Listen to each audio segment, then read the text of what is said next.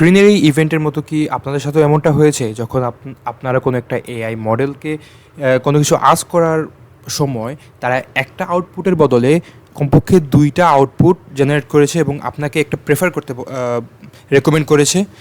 আসলে এই প্রসেসটা হচ্ছে এআইয়ের একটি লার্নিং মেথড এবং এই মেথডটিকে বলা হয় রিইনফোর্সমেন্ট লার্নিং হিউম্যান ফিডব্যাক। আসলে এআইয়ের কাছে সবসময় সব ডাটা অ্যাভেলেবল থাকে না, তো সে কীভাবে নতুন বিষয় এক্সপ্লোর করবে এবং শিখবে। তো তার জন্য মূলত এআই হিউম্যানের উপর ডিপেন্ড করে এবং হিউম্যানকে প্রেফার করতে বলে। লেটস সে তারা অ্যাটলিস্ট মাল্টিপল কিছু আউটপুট জেনারেট করে এবং হিউম্যানকে প্রেফার করতে বলে। তার এই প্রেফারেন্সের ভিত্তিতে সে মূলত নিজেকে স্কোরিং করে এবং স্কোরিং করার বদৌলতে সে মূলত শেখে কীভাবে মানুষ বিহেভ করে এবং সে সেই অনুযায়ী নিজেকে ট্রেন করে। কি বিষয়টা ইন্টারেস্টিং না?